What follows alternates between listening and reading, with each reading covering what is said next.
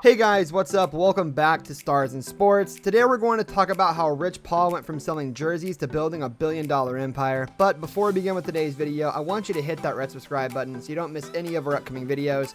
Also, make sure to like this video, so let's jump right into the video.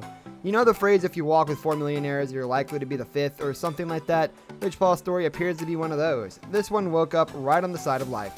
For those of you that don't know who Rich Paul is, he's an American sports agent based in Cleveland, Ohio. He's also the founder of Clutch Sports Group. How did he start out? Paul started out by selling jerseys. Paul bought his first house at 19 and was mentored by Distant Replay's owner Andy Hyman on selling vintage jerseys. He would buy throwback jerseys from Atlanta and sell them out of his trunk in Cleveland, making $10,000 on a good week. This was barely a year after graduating high school. Clearly at that young age, Paul had already developed a business mind. Competitors and institutions alike. I always said the dents in the man's armor. When did his luck change? Paul was doing his thing when he met James in 2002 at the Akron-Canton airport.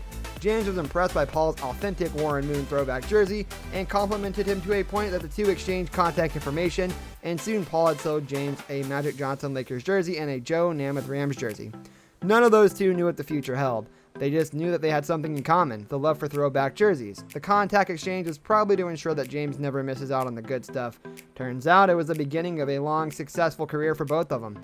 But my parents didn't teach that. They didn't allow that. Progress. A year after they met after the NBA draft in 2003, James, along with his childhood friends Maverick Carter and Randy Mims, asked Paul to be a part of his small inner circle, to which he obliged. Later on, Paul started working at a creative arts agency working under Leon Rose, who had negotiated James's extension with the Cavaliers in 2006. This grounding with the dominant sports agency in the USA gave Paul tons of exposure and experience to allow him to stand on his own. A few years later, in 2012, he left the creative arts agency and took James with him to start his own agency. Soon, it blew up as it gained acceptance with more and more NBA players. Yeah, this the one. Don't ask me why I wore that jersey, but... Signed players. Apart from his long-term friend James LeBron, whom he technically started out with, Paul's agency has over the years added quite a number of athletes to their team. Clutch Sports and Rich Paul added John Wall to the list of elite athletes on their roster in January 2016. As of today, Ben Simmons, Anthony Davis, Draymond Green, Eric Bledsoe, Jusuf Nurkic, Trae Young, Kentavious Caldwell-Pope, Lonzo Ball, and most recently Trae Young, OG Anunoby, and Tyrese Maxey have also been added to Clutch's sports roster of elite athletes. By 2019, Clutch had a roster of 25 clients and brokered over $1 billion in contracts. I've been with him since he was 16 years of age. Challenge with the NCAA. The National Collegiate Athletic Association, NCAA, instituted a policy that required all agents must meet certain prerequisites, including having a bachelor's degree to serve as an agent. The rule had been dubbed the Rich Paul Rule, as it would prevent Rich Paul from representing college players. Called the Rich Paul Rule by the media, it was widely seen as a swipe at Paul for having not graduated from college and for working with a high school prospect, Darius Baisley, who decided to work as an intern for New Balance rather than attend university.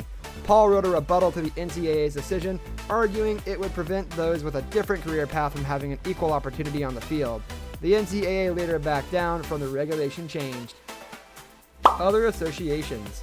In 2012, United Talent Agency asked Paul to run its sports division through a partnership with Clutch, where he expanded the sports clients from 4 to 23.